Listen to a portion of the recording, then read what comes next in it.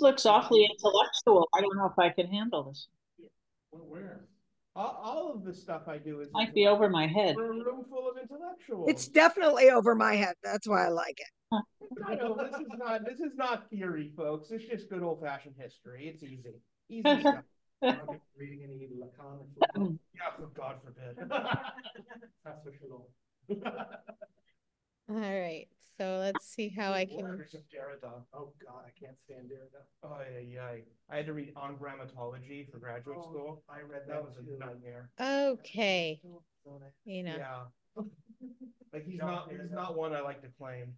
All right, y'all.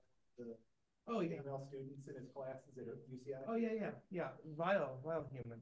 And also like what do you teach? He's a professor of philosophy. Yeah. Okay. Deconstruction in particular. Very famous deconstruction. Yeah. Now you know why it's better to be an engineer. You don't have to worry about flaky theories. It's not different. Okay. Should I get the difference and bricolage and all those things? Should I get the microphone, you think? Yes, please. Okay. I will give me a moment.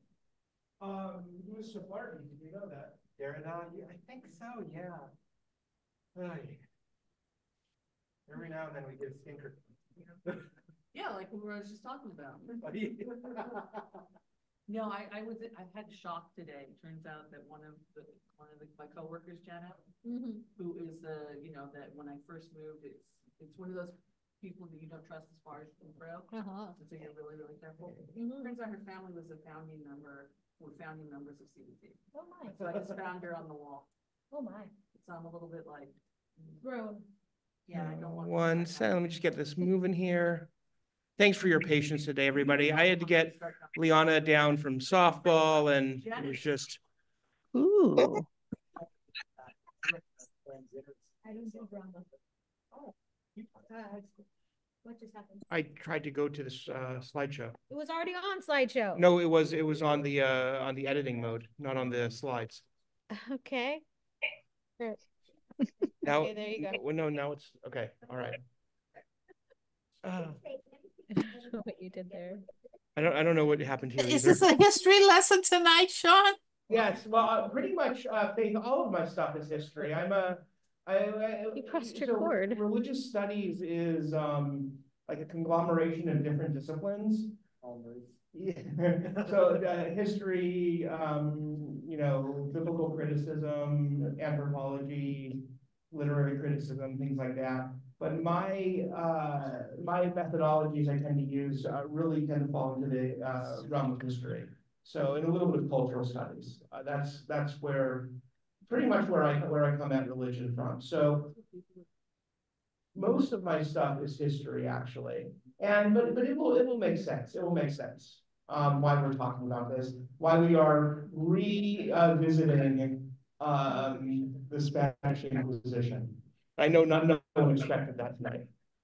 Where did the screen go again? Well, I'm fixing it because I don't know what the heck you did. Like, you're driving me crazy. Okay, we'll just leave it like this. Seriously. Okay. Why? No. No. All right, so why are we talking about Spain? Where we left off last week, we talked a little bit, when we talked about Galen's humor theories. For those of you who weren't here, either in person or online, that was in reference to, that references these medieval beliefs about like how the human body operated. So what we really would call early, it was considered to be early science, early medicine, things like that. The idea is that in our bodies are these fluids, they're associated with color and with personality traits.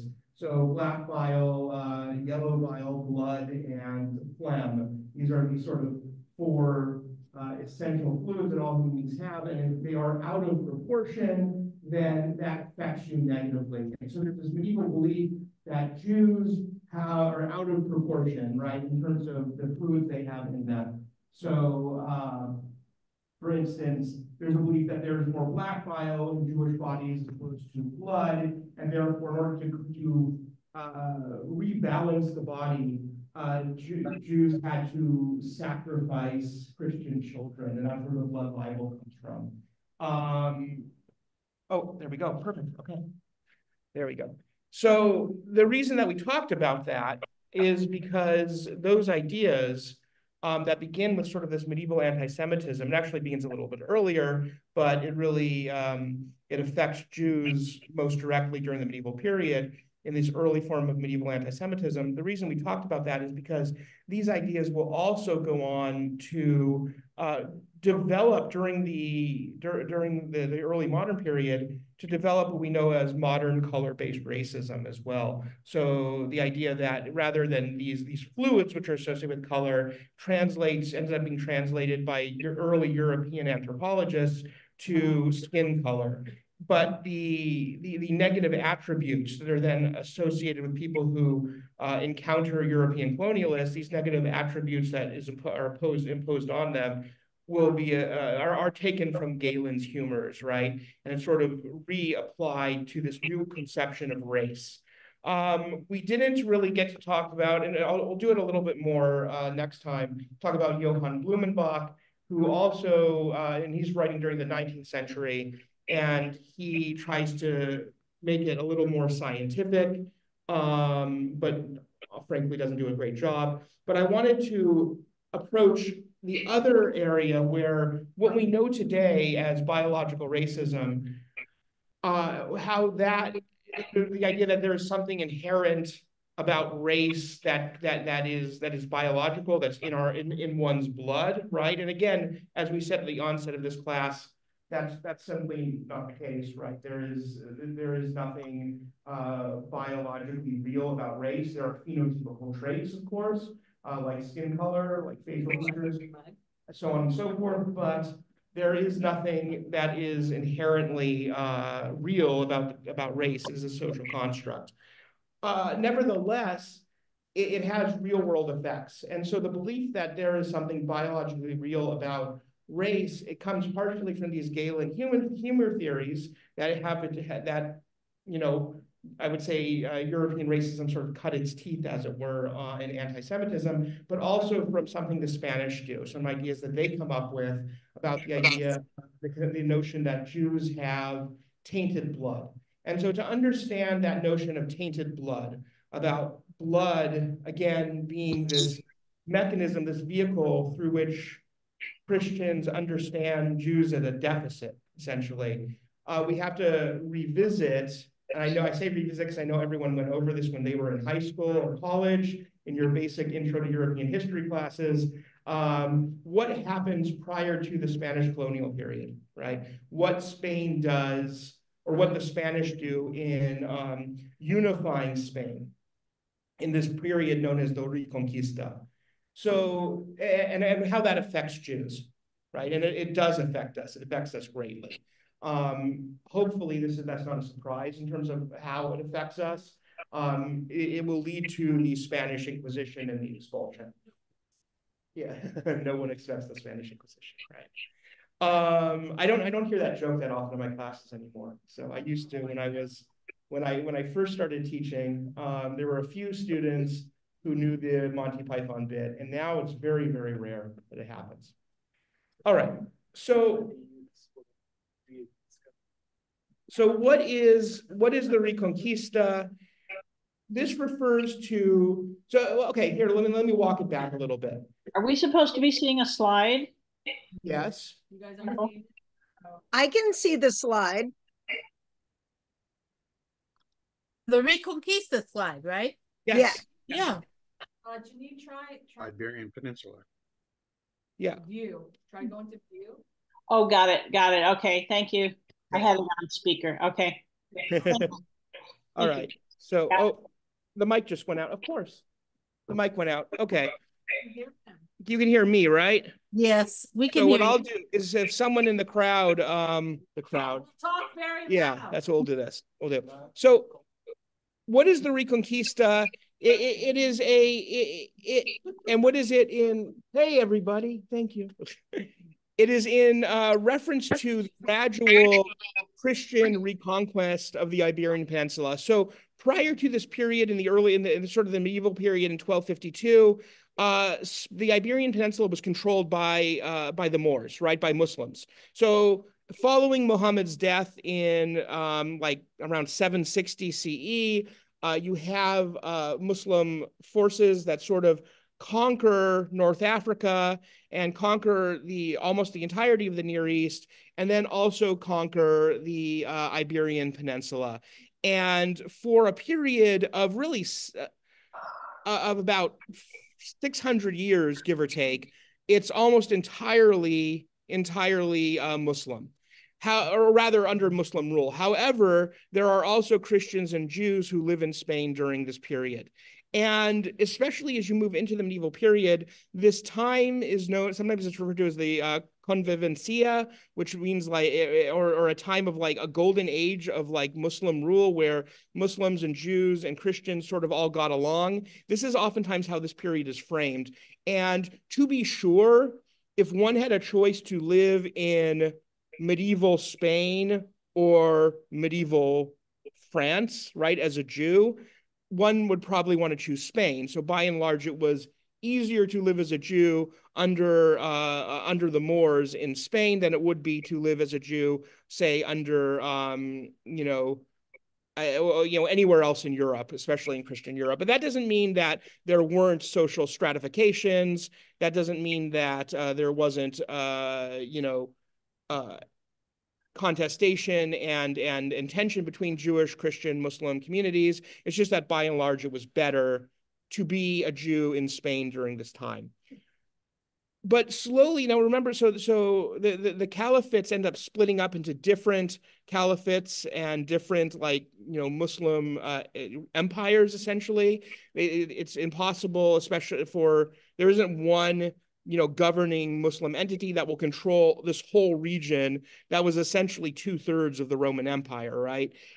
So over time, the Moors kind of lose bits and pieces of Spain to encroaching Christian armies, and this period is known as the Reconquista. And what you can see here is like basically starting in this map around 718, right? So very soon after this is basically right after Muslim forces have conquered all of Spain. This little blue here is all that is Christian in the Iberian Peninsula. But slowly over the next few hundred years, more and more land gets taken by Christian forces, sometimes with help from France and from the Vatican.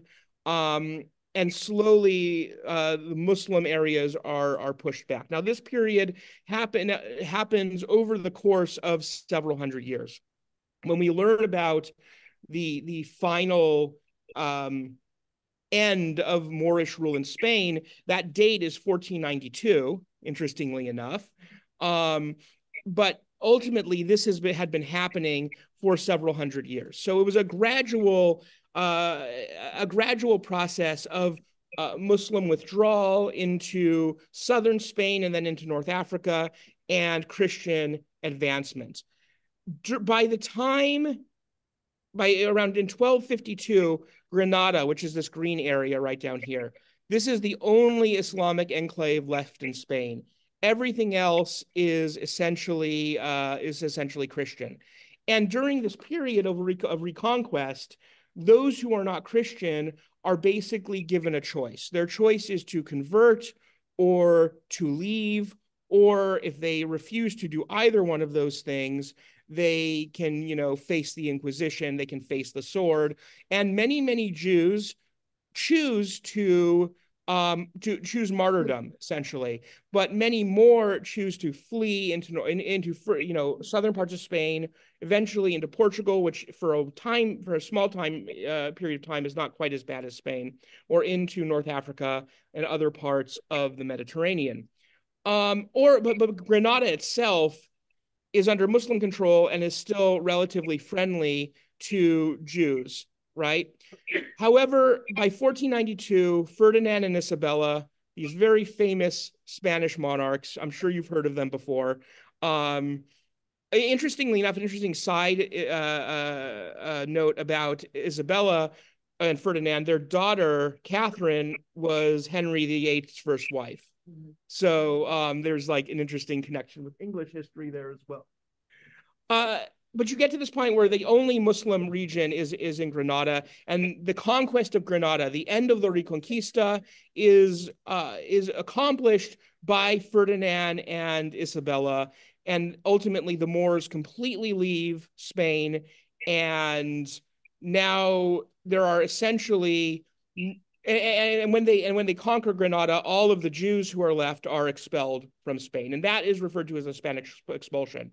But the interesting thing about this period is that there were very few Jews who were living openly in Spain left. Most of them had already gone to North Africa or other parts of at this point the Ottoman world, or they had converted. So at this point you have Conversos, yeah, exactly. You have families of conversos who had been Catholic for for at least 2 or 3 or 4 generations, sometimes as much as 100 years, especially if your family was from like this region, like up here in like Castile or northern Portugal. You would have, if your family converted during the earliest time of the Reconquista, they would have not been Jews for generations. So hold on to that for a moment. We're going to come back to that idea. What do you mean? Well, your back's turned. Yeah. Well. Thank you, Jana. Sarah, I'm going to go over here. Okay. Well, you're the one who set it up, Jen. Okay. So, hi, everybody. Now, one of the things that I find fascinating about this period, right? One of the things that I find fascinating about this period is that what Ferdinand and Isabella saw themselves as doing, and this is again important as well, they saw what they were doing as being modern. They saw what they were doing as being progressive. They saw what they were doing as being scientific and humanistic, right? Because they thought that the ultimate good one could be was Catholic and Spanish, right? And that Spain had this sort of God-given mission to spread Catholicism throughout the entirety of the Iberian Peninsula. Now, so they create a unified Spain, and that's sort of a bloodless way of saying that they force not just Muslims and Jews who are in Spain, but also other Christians who don't identify is sort of the wrong word to use, but really wouldn't consider themselves Spanish. They might consider themselves to be Portuguese or Galician or something like that, right? So they aren't, and they speak these other different languages, but Ferdinand and Isabella force everybody, they speak Castilian. They force everybody to be Catholic and to speak Spanish, right? And in so doing, they also have this sort of myth that what they're doing is smiled on by God. God wants them to do this. And of course, God wants them to do this. How do they know that? Because they were successful. Everyone's Christian. Everyone speaks Spanish. Yes, Daryl. I have a question, going back to that little spot where the Christians started. Sociologically, what happened here? How does any tiny group of Christians manage to conquer a country, the Muslims who were the Moors that were so appear to be strong? And, That's it's an excellent question. So Daryl's question is, he looks at this sort of at 718, this last little enclave of Christianity, but then slowly over time, they advance. And the answer to your question is, it's not a small little group of Christians. It's that, this is the territory they have left. France and then other Christian countries will send military support. There will be alliances made with other European countries. And also, they breed like rabbits. There you go. Anti-Catholic propaganda. Yeah, that was very. Oh, Barbara. Hey, now I've worked for them. If you were to apply that to like contemporary, like Irish or Italian or Latin American Catholics. Anyway, that aside, that's an American tradition. The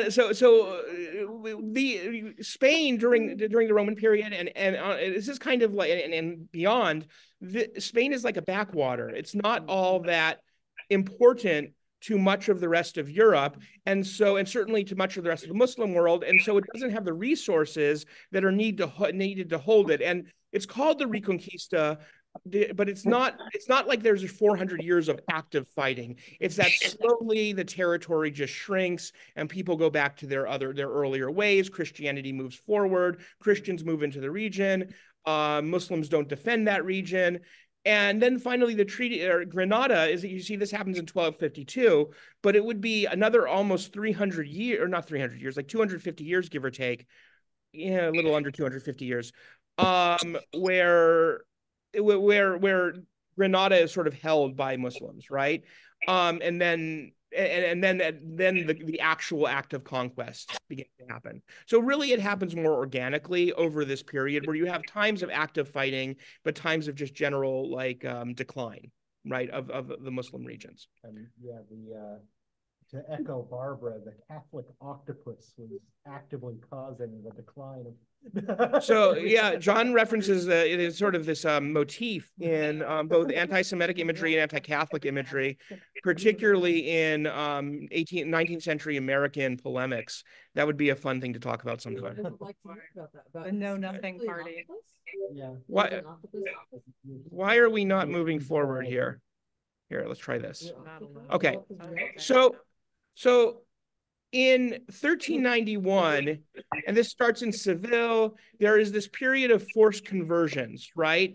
And so, where you have these attacks that spread across Spain. It's a series of pogroms that last about a year, and this is the major period of active anti-Semitic violence. Well, and ironically done by somebody named Martinez. Isn't the whole thing with the Z at the end? Wasn't that originally a Jewish?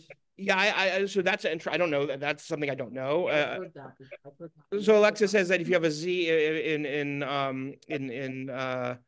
like Hispanic languages, if you have a Z at the end of your name, it's a sign of being Jewish. I haven't heard that before. No. But I've heard that. There's certain names that are definitely names of conversos, but not easy. I mean, you do have, and I don't know if this is the case with Ferran Martinez, but you do have instances throughout Europe in the medieval period, which, it might be worth talking about, where you have converts from Judaism to Catholicism who become some of the most vicious, destructive anti-Semites of this period, right? And so could it be that Martinez himself had Jewish ancestry? It's possible because, again, the Reconquista is happening over several hundred years. And when the Christian armies advance or Christian forces advance, they force Jews and Muslims in those regions to convert to Catholicism. John? How do you do that nowadays? Like the guy who created Sea Monkeys was a Jewish neo-Nazi. So John said you see this nowadays. I didn't know this. The guy who created Sea Monkeys was a Jewish neo-Nazi. Yeah. That's fascinating. Like you got Sea Monkeys in the 80s. You were helping fund the Aryan Nation. That's fascinating. So, yeah, that is very, very bizarre. So ultimately, this takes a long time. This takes a period of a couple hundred years. But in 1391, you have this period, a year where this individual, Ferran Martinez, who was a member of the church, he sort of forces people, he gets Spanish forces to force people to convert. And if they don't convert, they are killed or they are expelled. So here's some approximate numbers here. 100,000, these are Sephardi Jews who we're talking about here. 100,000 Jews are converted. And it could well be more than this. These are very conservative estimates. 100,000 Jews are killed and approximately 100,000 survive and remain openly Jewish or flee into southern parts of Spain. But I need some clarification, Sean. Yeah. All right. When you say they remain openly Jewish, you mean on the Spanish what do you call it, the peninsula or whatever? Are you saying remained in Spain as Jews? They would have fled to other parts of Spain, right? What other parts of Spain? To Granada, basically. Oh, okay. Yeah. To Granada. So are you also one other thing, and I'll let you go. Are you saying that there were 300,000 Jews approximately in Spain at the time? Well, where this is just in Seville. This is just in Seville. Yeah. Oh. This is just in Seville. It does Okay. spread across Spain, but mostly it starts in Seville. Okay. Yeah. Yeah. I hear they have a nice barber there. Made the same joke, basically, Barbara. La la la la la. Okay. I remember that. So I wanted to, so these, Silly mood. yeah, right. So these terms begin to arise, both among Spanish Jews, and then later within the Jewish community as well, about what happens to these people, these Jews who convert, right? And it's not always that they are forced. They are forced at like the point of a sword. That is what happens during the forced conversions of 1391. But over the entirety of the Reconquista, people are choosing to convert, sometimes because that's just how they can get by, right? They have to live their lives, they have to raise their families, they have to make a living, and the only way that they can do that is if they are Catholic. They're not able to do it if they're Jewish, and so they convert, at least officially convert. And these people are referred to as conversos. So these conversos are nominally Catholic, but many of them hold to Jewish customs in private. Not all of them do, right? Many of them, especially when we get to the second, third generation of conversos, they are like, they are like officially, from their perspective, they're completely 100% Catholic. We always hear these stories that are passed down today. There will be people who say, oh, I found out I had Sephardi ancestry, and isn't that interesting because my grandmother always lit candles on Friday night or something like that. This is a very, very popular narrative within the Jewish community, and I understand why it's popular. It speaks to like our deepest, our deepest held feelings about memory and loss of peoplehood and that sort of thing. My understanding is that the actual instances where someone has really kept these crypto-Jewish traditions for 200 years are pretty rare, right? A lot of this is like sort of meaning construction that people make, and they may not actually have Sephardi ancestry, or whatever custom is being done in the house may not actually have roots during this period, because we're talking about a period of like 500 years. Interestingly enough, Question. I have heard that there were some genetic studies done on Mexicans that showed like 20% of the Mexican population had Sephardi ancestry. Yes, because you do have a period. So John says there was, if you look at genetic studies in Mexico, he said 20% approximately of people who are of Mexican folk who have had these genetic tests done show Sephardi ancestry, which is really interesting because on the one hand, Sephardi Jews were barred from coming to the New World. On the other hand, like there were ways to get false documents, right? But we're going to come back to that idea of documentation. That's important. Oh, I have a question. Yes, Janine. So who's coming up with these terms like conversos? In other words, is it the Christians making up that term for the Jewish convert?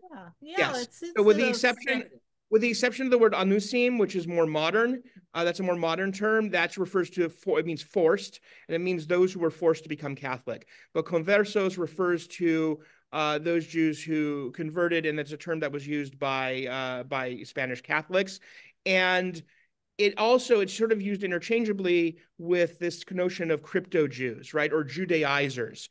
So meaning that these conversos, even though most of them are wholly 100% Roman Catholic, those that still have some customs are, for all intents and purposes, still Roman Catholic. And there's a long history of Roman Catholicism embracing other, like letting other traditions, not embrace, but letting people practice other traditions on the sly, right? There's a long history of that in Roman Catholicism, especially in regional Roman Catholicisms. But for some reason, well, we know the reason is like a fear and hatred of Jews.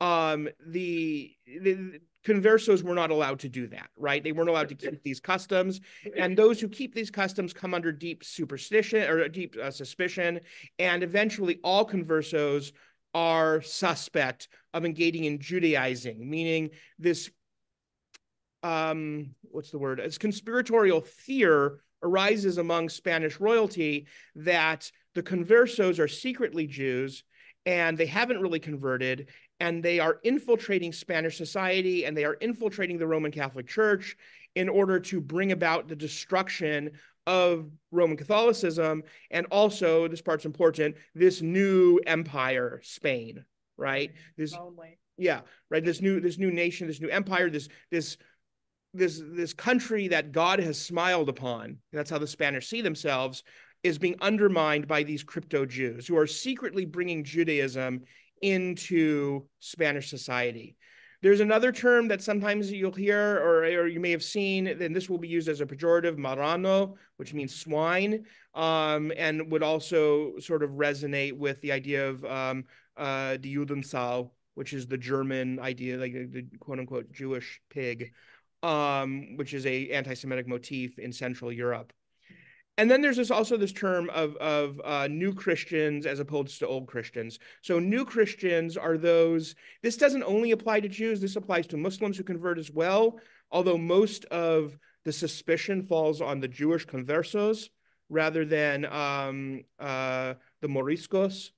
Much like new money, you know, Yes. the old money people were like, oh, they're new money. Yeah. Yeah. And interestingly, Mariscos is fish. No, moriscos. Moriscos. More, Oh, okay. not more. More. Moriscos. Okay. Yeah. So, not Sorry about that. No, it's all good. It's all good. They love it. Okay. Oh my God. All right. Oh, So, I'm coming to the good part. yeah. I wonder how my scoliosis feels then. So, Hang them high. Oh, sorry. No. so this paranoia of crypto Jews infiltrating the church, really gets Spanish authorities and church authorities all worked up and like and sort of jumping at shadows. And so they invite the Inquisition is not a Spanish invention. It is something that had been in Catholicism for a couple hundred years at that point, but at this point, but Spain invites the Inquisition in and basically says, we have this problem. We have these crypto Jews who are trying to destroy Spanish society, and we need you to root them out, and we need you to basically bring about an end, because this happens. Okay, hold on. So this ends up happening. This happens more or less at the same time, give or take, as especially as you get into the 16th century, as the Protestant Reformation. And so there's a lot of paranoia and angst and anxiety among Roman Catholics that not only are there crypto Jews who are trying to undermine everything, you also have witches and heretics and Protestants who are trying to basically bring about the destruction. So basically, So everybody but them. Everybody but them. So it's not just Jews or a fear of crypto Jews that allows the Inquisition to sort of expand, especially as you get into the 16th century. It's also, and then you get Torquemada, who was like the Emeril Lagasse of the Inquisition. Bam! Yes. Let's kick it up a notch. And which is exactly what he does. Faith. And the Inquisition, here's an interesting thing about the Inquisition isn't as violent necessarily in other parts of Europe as it is in Spain. It's particularly violent in Spain. In Italy, it's not quite as violent. He instituted the auto de fe, the burning. Yeah. Yeah, isn't he on fire? Is he being roasted? Is that what it is? He's being yes, I think so. Yeah, because there's someone with a bellows underneath. Yeah, okay. yeah. So he's being, Sherry, you had a question? There is called Latinero, Spanish, Latino, combining Latino and Spain, Spanish, and Latinero. Yeah. Latinos. And the language is not easy to learn, but I have a book combines the two, and they have music and songs in this book that has the Latinero music. Is it printed, or is it There's- auditory? You can hear it? Well, it is printed. We know at least one of them.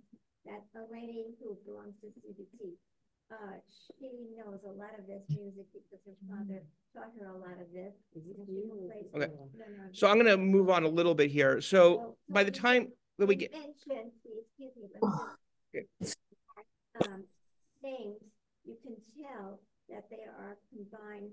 A friend of mine a long time ago, her mother into antiquities, Spanish and Ladinero antiquities. She had the most gorgeous home of all these furniture. The furniture was old Spanish Ladinero furniture. Anyway, and her last name was Manquito. And Debbie Manquito was her name. And then I had a professor who was my supervisor when I was doing, what was it? Okay, sure. So unfortunately, they can't hear you. That's the problem. So, yeah. Anyway, so this language is taught now, like almost like Yiddish type. It's a mixture of two things, and people who are taking this language love it because they're learning a brand new language. And the other one, my professor, who was very popular with Ladinero people, his name was Maglia. All right. So moving on. Yeah. So in 1492 is when the actual expulsion happens. It happens on March 31st, but all of the Jews are forced to leave. And at this point, there's very few actual open Jews left in Spain, right? There's very few left. Most of those who are expelled during this period. So the expulsion has really been happening for the past couple hundred years, but the official expulsion, the edict of expulsion, takes place in 1492, and it officially expels not just open Jews, of whom there are very, very few, but also the conversos. Because remember, the fear is that it's not open Jews who are spreading Judaism, who are the Judaizers. It's the conversos who are doing it. Now, really interestingly enough, they had to leave by July 31st, which happened to correspond that year to the 9th of Av, or Tish B'Av. And this is the day that Jews commemorate the destruction of the Second Temple in 70 CE. So there are actually a number of calamities, both mythological calamities and also historic calamities, that just happen to fall coincidentally on or around the 9th of Av. So I'm sure you know them, John. Yeah. Well, I've also heard a lot of some people express some skepticism that yes, a lot of these things actually happen. So John says there's people who've expressed skepticism, and I'm one of them. What's interesting to me is not whether or not all these things, those things being the English expulsion, the Spanish expulsion, the Warsaw Ghetto Uprising, and then things of that, the Crusades, et cetera, et cetera. And many of them happen. It's like, oh, it was around Av. Let's say, okay, well, Av happened in August that year, and the bad thing happened in like late June, right? And so, but what's interesting to me is that there's this desire to create narrative around this particular date, right? And sort of root is basically to map any Jewish calamity over like this period of the Jewish year, which is really interesting. Yeah. Yes, Alexis. No, okay. Nothing. I'm just saying October 7th. Okay. There's a few of them. Okay, but we can go back to them. Okay, so let me see what time is it? How are you on time, y'all? Oh, good. Okay. So the official end of the Reconquista comes with the Treaty of Granada. Prior to the end, it was Reconquista was marked by these forced conversions of Jews and Muslims in retrieved territory. And in 1492, I sort of already mentioned this, you have this fear of conversos that leads to a full expulsion. Moriscos in those are Muslim converts, 1609 to 1614, that's when that happens. But the date's important, right? 1492. What else happens in 1492? Columbus sailed the ocean blue. Yeah, right? Found new people and found, yeah, so in 1492 Christopher Columbus is commissioned by Ferdinand and Isabella on the Nina de la Santa Maria to sail and find a new route to India, but as the story goes, but he crosses the Atlantic and he encounters indigenous people in what will be in, Arawak people, I believe, in the Caribbean, will eventually become known as Hispaniola. But what is today, I forget this specific island he initially lands on. It's the Dominican Republic and Haiti. Yeah. But there's other islands that he initially he goes to first, and then he goes to Dominican Republic, what will become Dominican Republic. With the goal of spreading Christianity, right? Yes, with the goal of spreading Christianity. And this begins not just the Spanish conquest of the Caribbean and of Mexico and of South America and the Spanish colonial project. This begins European colonialism. And the reason that, and which really, what does that have to do with the expulsion? The Spanish saw what they were doing as being sanctioned by God, right? And as they conquered Spain, they picked up both like the sort of more impetus to continue doing this because they have a high success rate, but also a high degree of Jewish property, right, and Jewish money. And so you have these very full coffers in Spain that they are able to use to bankroll the colonization of Mexico, right? But also, as important as that, they see themselves as having just successfully brought Christianity to Spain, and so it is their mission to bring Christianity to the rest of the world. And this is not just scholarly speculation. Christopher Columbus himself writes this in his diary. I'm going to jump ahead a little bit. So here, let me sort of move this. There we go. So he writes, the first part of it, the present year of 1492, after your highnesses had brought to an end the war with the Moors, who ruled in Europe and had concluded the war in the very great city of Granada, your highnesses, as lovers, speaking to Ferdinand Isabella, as lovers and promoters of the holy Christian faith and enemies of the false doctrine of the Moors, of Islam, and of all idolatries and heresies, you thought of sending me, Cristobal Colon, to the regions of India to see the princes and peoples of the lands and the characteristics of the lands, of everything, and to see how their conversion to our holy faith might be undertaken. And you commanded that I should go by the route of the west. So after having expelled all the Jews from all of your kingdoms and dominions in the same month of January, your highnesses commanded me to go with a suitable fleet to the said regions of India. So there is a conscious, the Spanish are very conscious of what they are doing.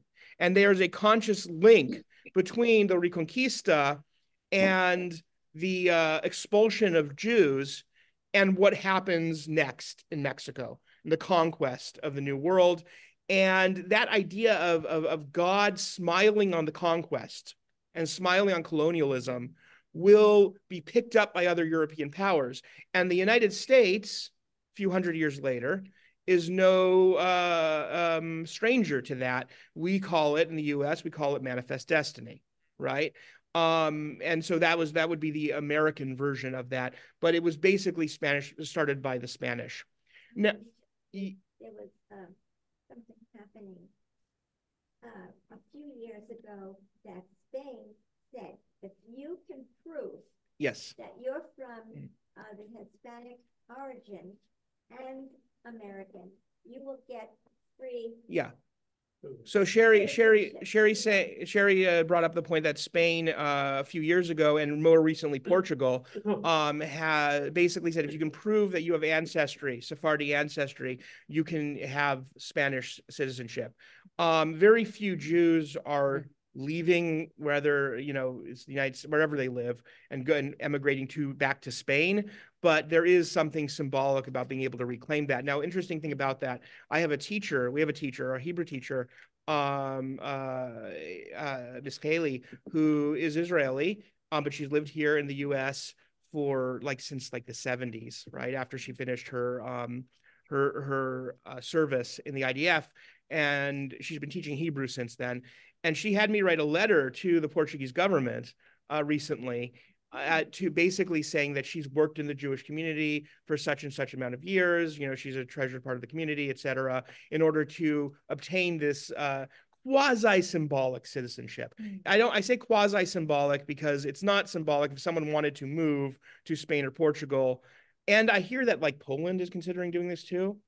Fat chance Russia will, but anyway, so they know she doesn't have any intent of leaving the United States for Portugal, but it is an important symbolic thing to do. Yeah, Daryl. That's a big deal because you get a passport that's good for the European Union, and there are people who have to deal within the European Union who want to get that passport. And I'm sure that people definitely like do this to get that passport. Absolutely, I think. Especially for older Sephardim who are applying for these citizenship, are applying for citizenship. Alexa, I think that they are probably doing it as sort of like a reclaiming of identity, a reclaiming of what was taken from their ancestors, and that sort of thing. You mentioned that we were going to talk about documentation later on, but out of curiosity, how easy or difficult is it for a Sephardian to actually get this sort of proof? That's a good question. So Genevieve asked how easy or difficult it is for Sephardim to get this proof. I honestly don't know the answer to that. I'm not sure. So just 23andMe. 23andMe. I think that there has to be some. I wrote this letter for Haley. I cannot speak to her having ancestry in the Iberian Peninsula. I can speak to her having been working and living and participating in the Jewish community for, the past decades, right? Or at least the time that I've known her. So I think and I was thinking about this actually recently. It's like, why do you need me to say that? I think what they're looking for is some form of documentation that you have Sephardi ancestry, not a key to the house that in Seville where you were kicked out of, right? Like that's part, I know that that's part of like people's family narratives, but that you have this Sephardi ancestry, genetic testing might help. But also in addition, you're also in the Jewish community, right? So somebody who, you mentioned, John, somebody who is, from, Mexico City or wherever, who has Sephardi ancestry, but is Catholic, they couldn't do that, right? They would have to be able to prove that they were living Jewishly. Daryl. What I understand a few years ago, when I first came with Spain, I looked it up to see if I get my wife's Spanish citizenship, why I don't know, but is their criteria was you had to convince your local rabbi that you had Sephardic ancestry. Yeah. I also since then they've cut back the program of frozen or whatever. Because people who think they're from Spain ancestry aren't really. That they immigrated or migrated or whatever the word is, immigrated. But can I say something? Yeah, Faith, go ahead. Yeah, I was just thinking, I bet you that they could narrow it down to whether they were, in a particular area of Spain based on a gross population, not just one or two individuals. Because on finding your roots, he can hone in and tell you what part of Africa you were from. Yeah, no, that's true, and that's one of the amazing things about genetic markers. Yeah. But like lots of people have that genetic marker. You look on the 23andMe subreddit, and people post they post their results, and it will say so many people have Southern European, Iberian ancestry, and so there has to be this oral memory. And also the community has to back it up.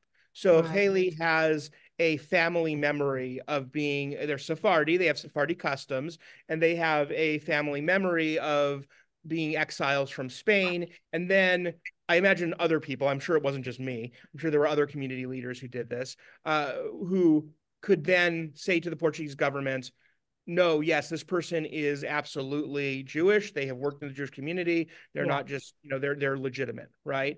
And so that's, and again, I don't think, I think that the purpose of the Spanish and Portuguese governments for doing this there is an element of it that is about atonement, I think. I think that is legitimately there. I think there's also an element of it that's about tourism, right? I think to bring in tourists. But also, Sean, what does IHS stand for? Okay, so that's the Society of Jesuits. Oh, okay. And why is that there? Why is this particular image here that is representative of the Society of Jesuits? So I'm going to actually finish on this slide because I think it's important, and this will help bring us back to what any of this has to do with race. Yeah. Right. How does any of this having to do with race? So remember that the Spanish are terrified that crypto Jews are engaging in Judaizing. Now, those conversos who have been Catholic for generations are saying, no, we're not doing that. We are legitimate Catholic. We've been Catholic for 100 years. Look, we have family members who are priests or are in Spanish government or have joined this new group of Jesuits, right? So that's not the case at all. And the response isn't to say, oh, that makes sense. The response is to say, well, maybe it's not about belief. Maybe what is really causing them they can't help themselves. They have to do this Judaizing. And the thing that causes them to do that is that there is something that is tainted in their blood. Yeah, the man menstruate. Well, so there may be roots in that, but this is a different avenue. Yeah. Now, yes, it's still Europe. So Alexis was referring to what we talked about last week, the belief among medieval Christians that Jewish men menstruate, and in order to compensate for that, they have to steal Christian blood, hence the blood libel. This is a little bit different. It's It's that you have these people, these conversos, who are legitimately claiming to be authentically Catholic, but nobody wants to believe them, and yet they are living Catholic lives. And so these Christians, these Spanish Christians, start to say, well, how is this happening? Why is this happening?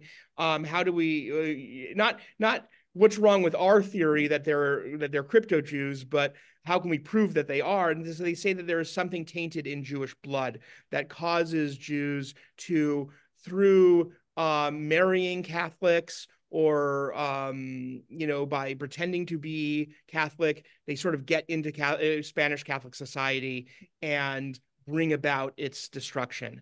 And so in response to this, these limpieza de sangre, these blood purity laws are enacted. And these are statutes, and this happens after the expulsion. So there are no Jews left in Spain. There are just these conversos, although many of them had been expelled as well, which is fascinating. So conversos are expelled, and yet there's still this terror that there are secret Jews.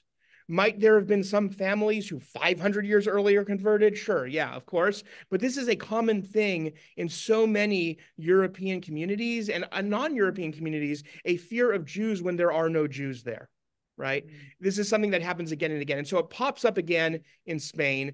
And so these purity laws are enacted that bar descendants of conversos from holding public office, from joining Catholic clergy, and from emigrating to the Americas. And the way that they do this is by saying that you have to prove your ancestry. Now, this is another thing that keeps happening. Whenever Jews are expelled, the economies of various places collapse.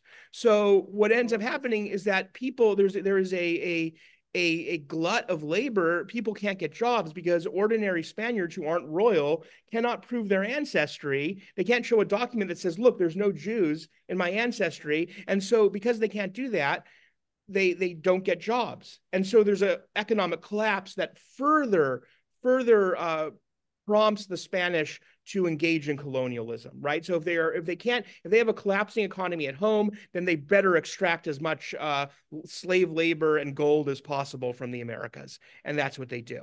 So what we see here is a shift of discriminating against Jews as religious enemies to conceiving of them as biological enemies. So again, and similar to what we were talking about with Galen's theories, a shift from theological anti-Judaism to biological racist anti-Semitism. And this means one of the births of modern racism, because what it's talking about is humanness being measured in blood quanta, because to be authentically human was to be Spanish, right? And so if you're not Spanish, you're not authentically human. And then the Spanish are measuring this in the blood. Now that idea of drops of blood, how much blood proves that someone is authentically human or not, or the right type of human, that is the beginning of an idea that will percolate again in the United States in the one drop rule, which is the idea that if you have one drop of non-white blood, then you're not considered white, which is a legal theory and a social theory that was very prevalent well into the 20th century in the US. Now, why, and so we'll continue down this road next week, but why I want to end with this image of the sigil of the Jesuit order. So Ignatius Loyola, who's the founder of the Jesuits, he was more progressive than other Catholics. And today still, the Jesuit order tends to be a little bit more progressive. This particular Pope, Pope Francis, is the first Jesuit Pope. And Loyola Ignatius would allow conversos to become Jesuits when other orders like the Dominicans and the Franciscans wouldn't do that. Mm-hmm. And because of that, the Catholic Church and the Spanish government cracked down hard on him and basically it's the last institution that has conversos. They force him to expel all of the descendants of conversos who had become Jesuits.